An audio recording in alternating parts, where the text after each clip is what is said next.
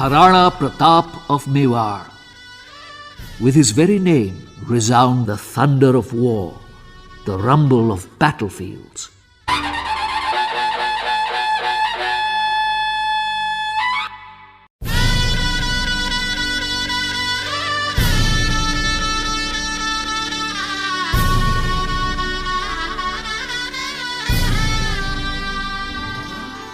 राणा प्रताप इस भरत भूमि के मुक्ति मंत्र का गायक था। राणा प्रताप आजादी का अपराजित काल विधायक था। आदित्य तेज के वीर बाहु जो झुकना नहीं जानते थे और राणा प्रताप को दुश्मन भी अपना आदर्श मानते थे।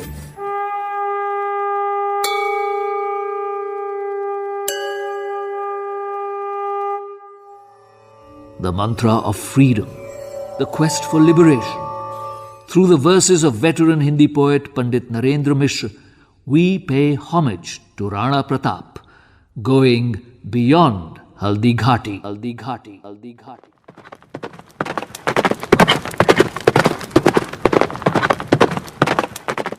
We leave behind the battlefields of Mewar and begin a new, exhilarating journey with Rana Pratap. More than 480 years after he was born in Kumbhalgarh in 1540.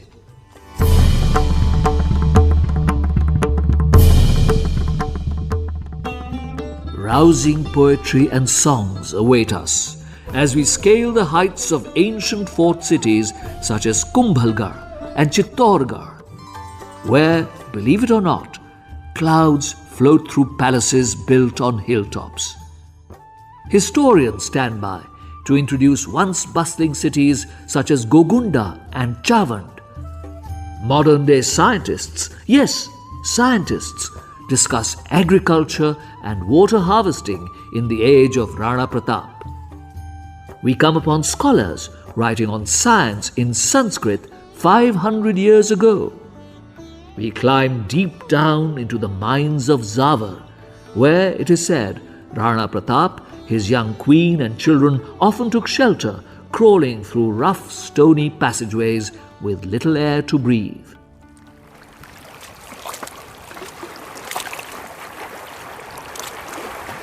Udaipur, the city of lakes, is our first port of call. Dr. Reema Ahuja, a renowned historian, is at the Shiv Nivas Palace overlooking Lake Pichola. From her book on Maharana Pratap, titled The Invincible Warrior, let's read the story of Prince Pratap Singh's coronation. It was just hours before the full moon night of Holi, on February 28, 1572. The coronation of Prince Pratap took place in Gogunda. Even though the kingdom of Mewar was in peril and his own position to the throne was challenged, it was still regarded as an auspicious day for the 54th ruler of Mewar to begin his reign.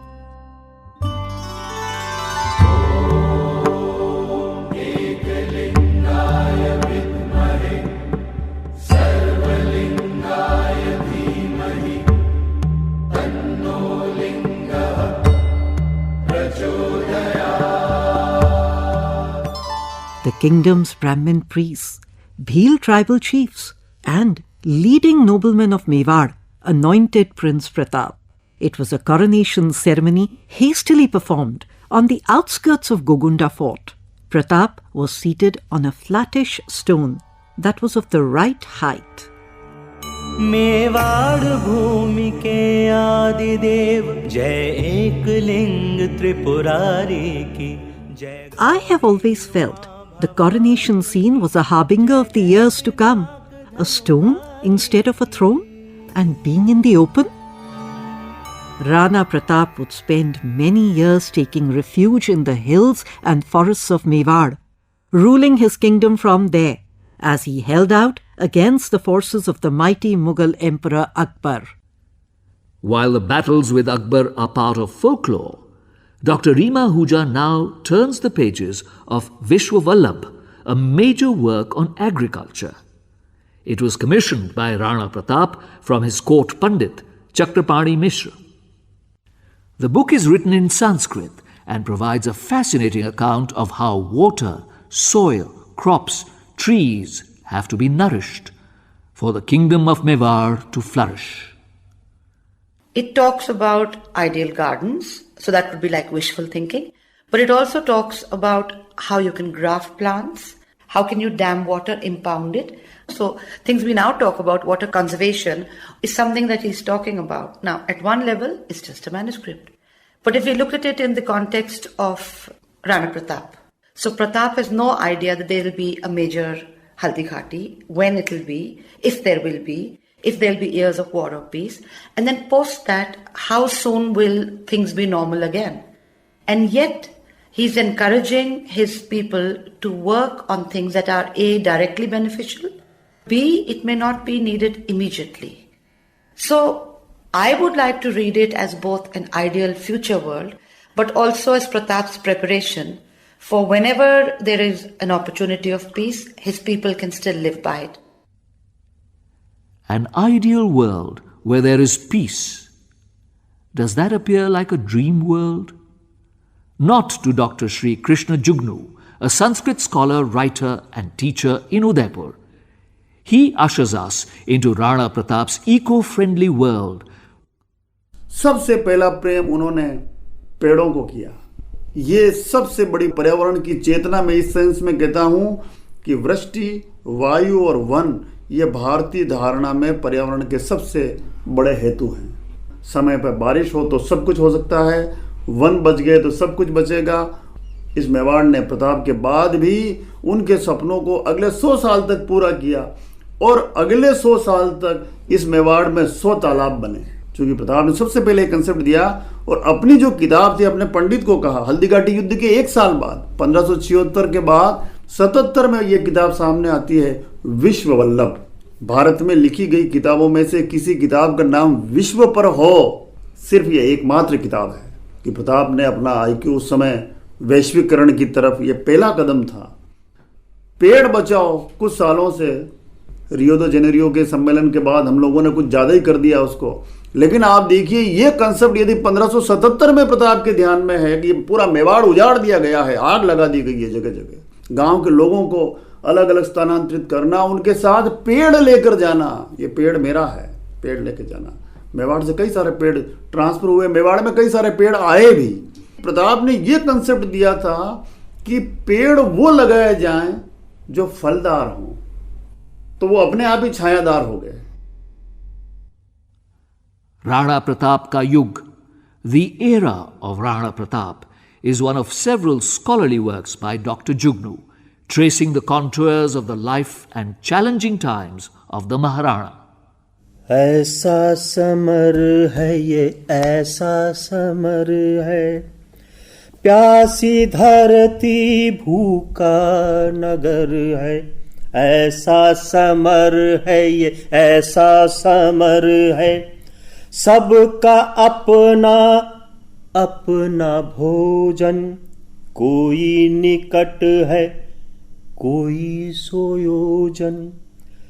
आजादी की भूख लगी तो, आजादी की भूख लगी तो, घास की रोटी पर भी सबर है. ऐसा समर है ये, ऐसा समर है, ऐसा समर है ये, ऐसा समर है. A song tinged with pathos and the damp air of sadness, recalling sacrifices of Rana Pratap and his family. Dr. Laik Hussain, a veteran theatre artist of Udaipur, is enacting from a play based on Azadi, written by Rizwan Zahir Usman in 1997, when the 50th anniversary of India's independence was being celebrated. Maharana Pratap की देशभक्ति और बहादुरी तो थी ही, लेकिन इसके साथ में बहुत सारे पहलू ऐसे थे जिन पर भी विचार किया जाना चाहिए. पंडित नरेंद्र मिश्र. उनको केवल इसलिए प्रतिबंधित कर दिया गया था कि वो भील मीणों के साथ, लेकिन वो जाति प्रथा इनके हमेशा विपरीत रहे और उन्हें महल में आने के लिए भी पाबंद कर दिया गया कुछ समय के लिए. लेकिन उसको अपने सदैव भाई माना और इस मानसिकता को उन्होंने कभी नहीं त्यागा। इसका परिणाम ये निकला कि जब विरोधी मुगल सेनाएं जब उनके करीब आ जाती थीं तो ये लोग उनके सामने और मांस की दीवार खड़ी कर देते थे, जो एक बार को बंदूक निशाने से चूक गई होगी, लेकिन भील की कमान से निकला हुआ तीर एकलव्य की तरह सही शरसंधान करता था। We are fortunate to meet the 83-year-old Pandit Narendra Mishra at Shiv Nivas Palace in Udaipur, where his thoughts and words still brim with passion, undeterred by the onslaught of age and time.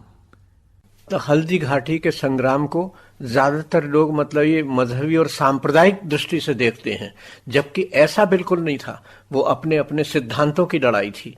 Maharana Pratap की सेना में जो तोपों का नायक था वो हकीम खां सूर था।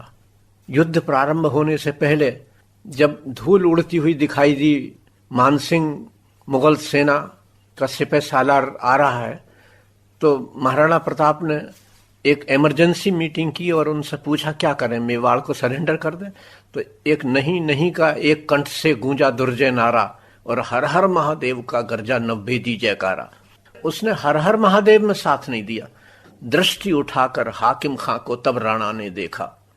मैं इस बात पर ध्यान चाहूंगा कि आप देखें कि मूल्यों की लड़ाई कैसे लड़ी जाती है और उसका क्या परिणाम होता है। मेवाड़ी सेना का नायक था पठान बलशाली, जिसके एक इशारे पर खप्पर भरती थी काली।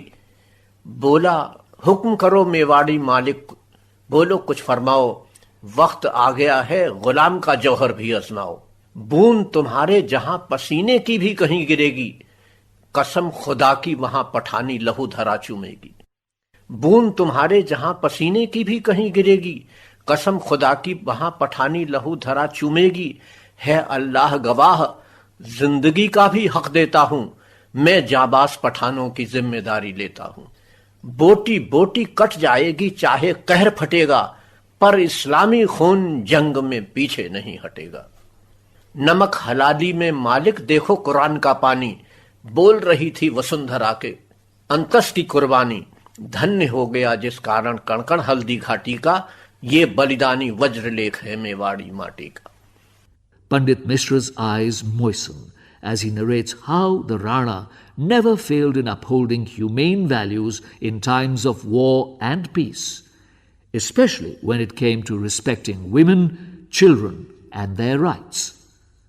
एक बार अब्दुल रहीम खान खाना की बेगमें कुछ राजपूत सरदारों के हाथ लग गईं, तो वो उनको वहां से गिरफ्तार करके महाराणा प्रताप के सामने उपस्थित किया उन्होंने।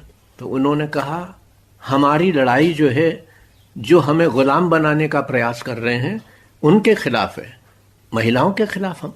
और उन्होंने जो भी पकड़ करके लाए थे उन पर वो बहुत नाराज हुए और फिर अपने पुत्र को भेजा कि जाओ इनको वहां वापस करके आओ।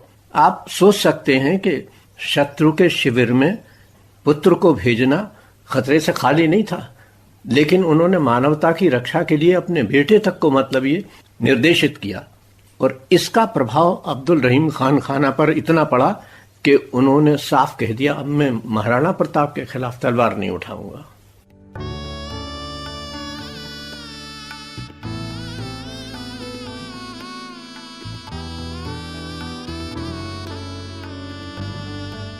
Ms. Padmaja Kumari, a daughter of the House of Mewar, welcomes us at Udaipur City Palace. My daughter, my 5-year-old daughter, had a very interesting question. She wanted to know about his wife and she wanted to know about his mother. If the men were engaged in battles, their women were the proverbial pillars of support. If you narrate the story right, people understand that there were women involved in very important capacity for him to do what he did. And sometimes those roles are that of support, but it's persistent, consistent support, and that's not easy. The answer to the question raised by Padmaja's daughter, Rohita Kumari, is found in innumerable folk songs and poetry.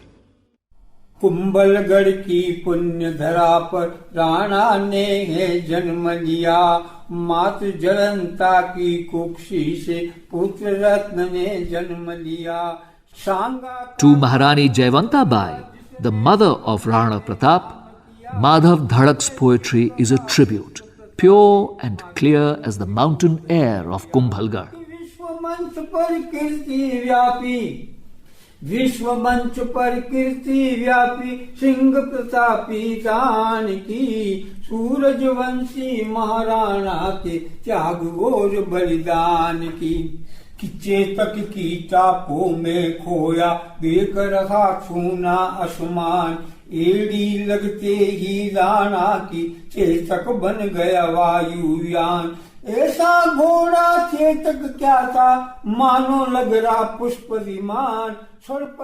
Vayuyan, sings the poet, describing Chetak flying through the air. मार गिराया दुश्मन को आकर राणा को किया प्रणाम। Dr. Vandana Singh adds a scientific and engineering dimension to the legend of Chetak. एक horse armour को ले तो उसमें एक तो वेट इतना होता था, अगर आप देखेंगे कि उसका वेट कम से कम 35 से 40 किलोग्राम का वेट होता था, तो खुद घोड़े की कद काठी का आप अंदाजा लगा सकते हैं कि उसकी कद काठी कितनी रही होगी कि जो खुद 40 किलोग्राम का हॉर्स आर्मर पहने और उसके बाद 150-200 किलो का जो योद्धा और अस्त्र शस्त्र के साथ पहने रहते होंगे उसका वेट भी लेता था। सबसे इम्पोर्टेंट होता है बैलेंस बनाना, बॉडी को बैलेंस भी करे और साथ साथ बॉडी को प्रोटेक्ट भी करे। तो बैलेंस बनाने के लिए कि जितना आपका लेफ्ट साइड बैलेंस रहे उतना ही राइट साइड बैलेंस रहे, जिससे कि घोड़े या फिर योद्धा का कंसंट्रेशन पूरा लड़ाई में रहे। और सेकेंडली फ्लेक्सिबिलिटी, कि फ्लेक्सिबिलिटी मीन्स ऐसा ना हो कि जो भी वो योद्धा पहन रहे हो तो उसमें कुछ ऑब्स्ट्रक्शन आए। तो फ्लेक्सिबिलिटी के लिए वो छोटी छोटी चेन्स बनाते थे, आयरन के लिंक्स बनाते थे जिससे बड़ी बड़ी प्लेट्स को जोड़ते थे। और इससे क्या होता था कि जो बड़ी प्लेट्स होती थी वो उनके बॉडी के कवच का काम करती थी और छोटे छोटे रिंग्स की वजह से उसमें फ्लेक्सिबिलिटी आती थी। तो इतना ये टीडियस और लेबोरियस जॉब होता था, उसके बाद उसकी क्वालिटी मेंटेन करना कि अपने आप में एक बहुत बड़ी बात है कि उस टाइम पे लोग ये अचीव कर लेते थे।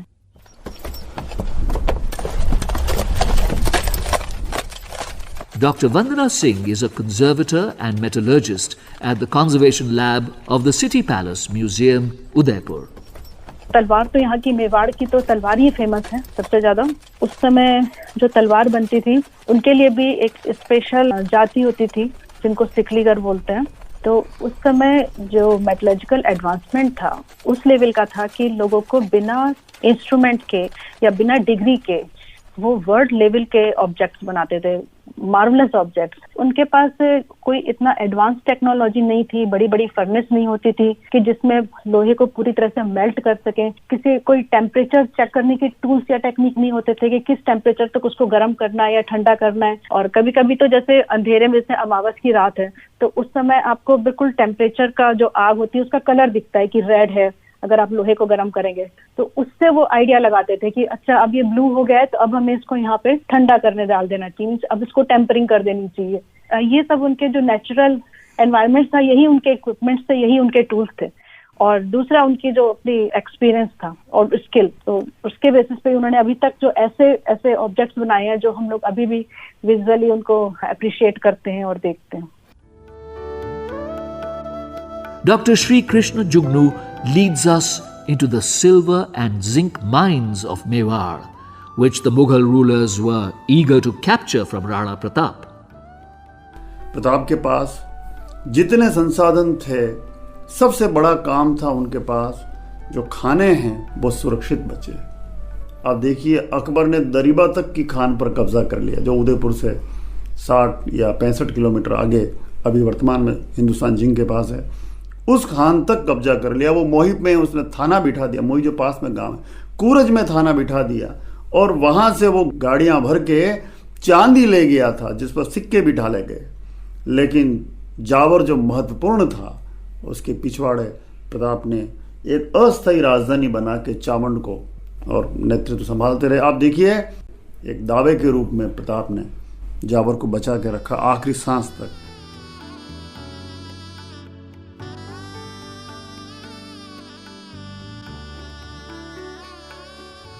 It is time now to go deeper into the story of zinc mines with Dr. Paul Craddock, an emeritus researcher, conservation and scientific research at the British Museum, London. He has made path-breaking studies on the remains of early mining and metallurgy in India and found it was as sophisticated as any in the Western world. In the Zawar mines near Udaipur, Dr. Craddock and his team came across zinc smelting processes that had no parallels anywhere. This was the sharp edge of technical innovation. Zinc mining was taking place on a major scale, well away from Europe, the Mediterranean, and the Middle East. Dr. Craddock notes, and we quote, "We can safely say it was the start of the Industrial Revolution in the region of Mewar, 500 years before it begins in the West. Please remember that to develop mines, whether now or 1,000 years ago, it presupposes a good working knowledge of mechanics, pneumatics, hydrostatics, and practical geology. A certain competence in mathematics would be necessary. Almost certainly those in charge of the mining operations in Mewar were literate." Rana Pratap often took shelter in the mines of Zawar as he waged relentless battles against the Mughal Empire in the Aravalli Hills. Along with his queen, young family, and a few loyal supporters, the Rana quite literally went underground into the mines of Zawar to bide his time and attempt to rally support. Today, villagers in Zawar still refer to one of the ancient mines as Pratap Khan, or Pratap's Mine. It is a broad flight of steps of carefully cut stones, otherwise not found in the mines.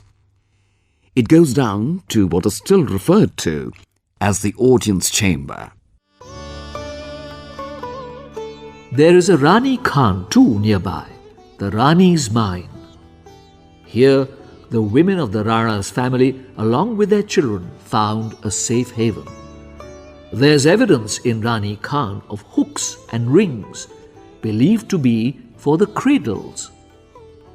Dr. Craddock points out, and we quote, "The ventilation and air currents in the mines are poor, making it a very difficult hideout indeed for Rana Pratap and his family members."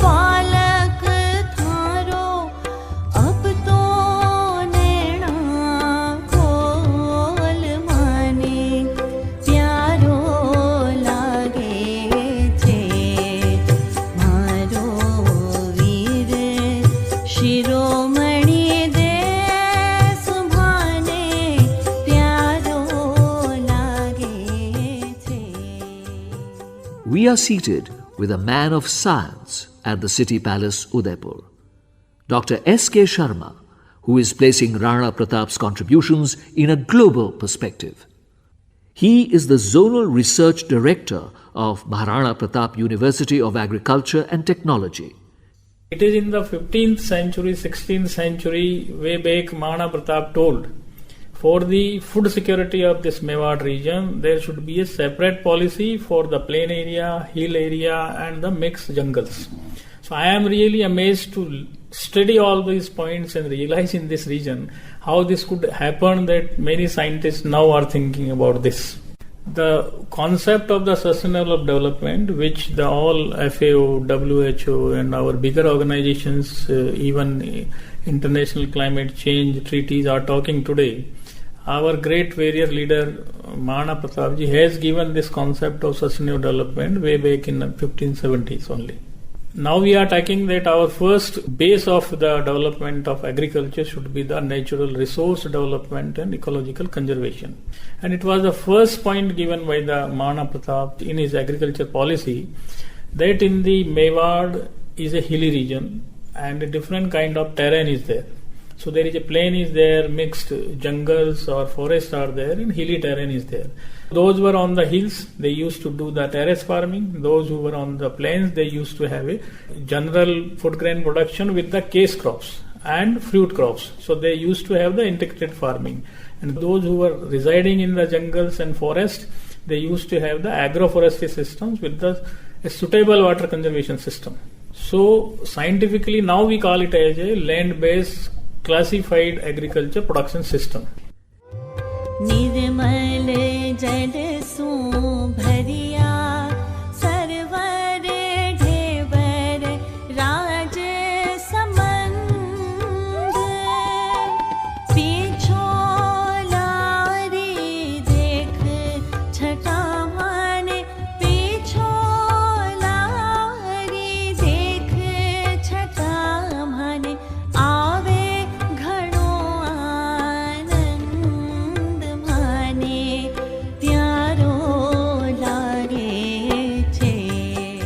We are in the city of lakes, and how can we not talk about water?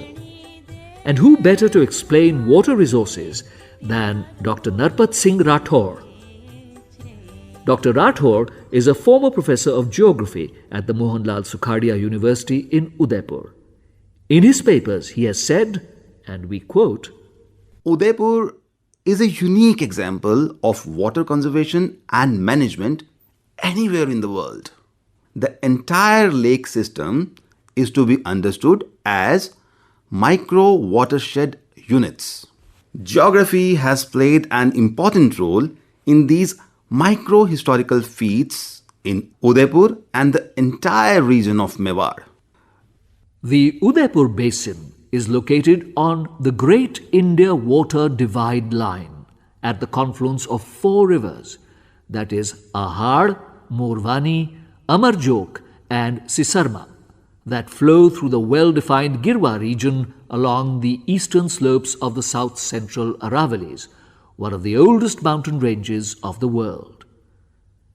Girwa means girdle of hills, and the Udaipur Basin is shaped like a saucer in a valley surrounded by the Aravalli hill ranges. Metamorphic rocks of the region ensure that there is no underground leakage or seepage of water from these lakes. Dr. Rathore's research reveals deeper insights into watershed management, river diversion and river linkage in the region of Mewar over the last 700 years, in which Rana Pratap plays a significant part too. From lakes to fort cities and palace architecture.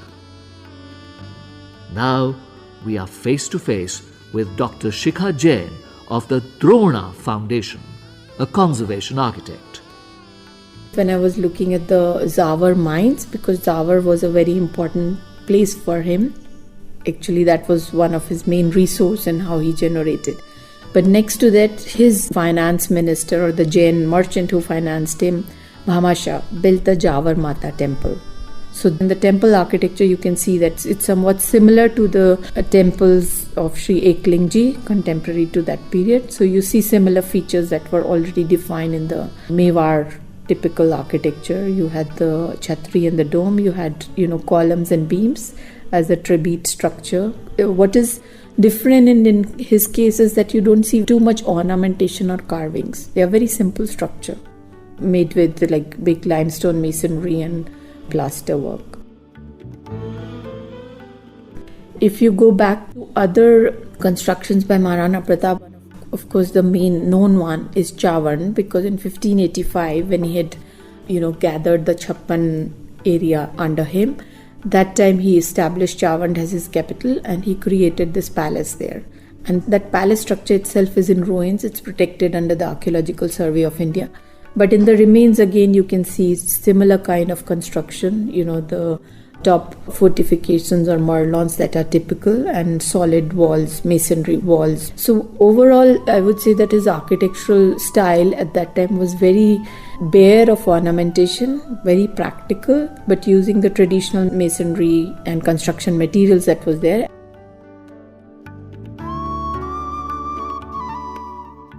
Chawand, the temporary capital of Rana Pratap, is where Dr. Reema Ahuja now shifts her focus. Eventually, after many moves, Chawand is his final capital. And I think at that point, he's a more senior man. I wouldn't use the word old. He's only 57 when he died. But he's more senior. That is probably where he thinks of a temporary capital. And that is where we probably find more of these things like orchards coming up, court poetry, court artists, both borrowing from what had gone before him. So the continuation of that tradition, adding to it, Pratap uses older places as temporary capitals. He makes newer capitals. So we then have a much more rounded picture of a man who is well trained in his own traditions, who is also then building for the future, even though the future is unknown to him. It might be something which sees stability, which we know with retrospect there is stability in that part of Mewar and overall in India. But it could have been a different picture for him. He could have died within 6 months. And yet he's building for the future.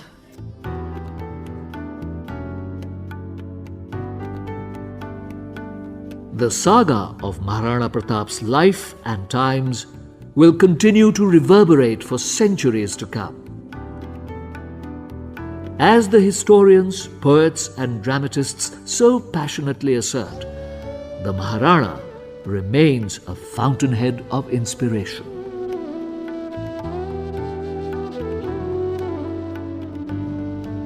In his office at the City Palace in Udaipur, we meet the young Mr. Laksharaj Singh Mewar, whose family is directly descended from Rana Pratap.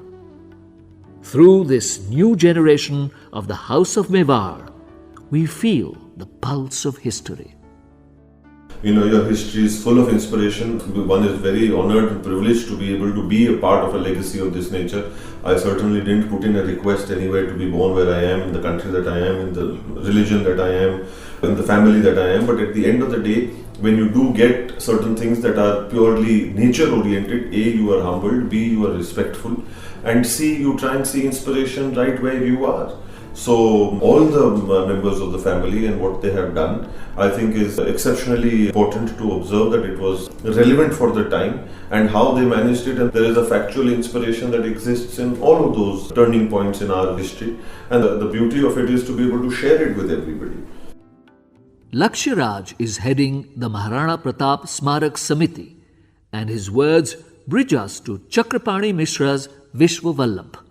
So what we are planning to do now currently is to bring up the indigenous plants and trees of the area which are not known to a lot of people. So we're trying to bring that out there because it's right in the center. It's a very green area and we want to make sure that it remains green for the coming years as well.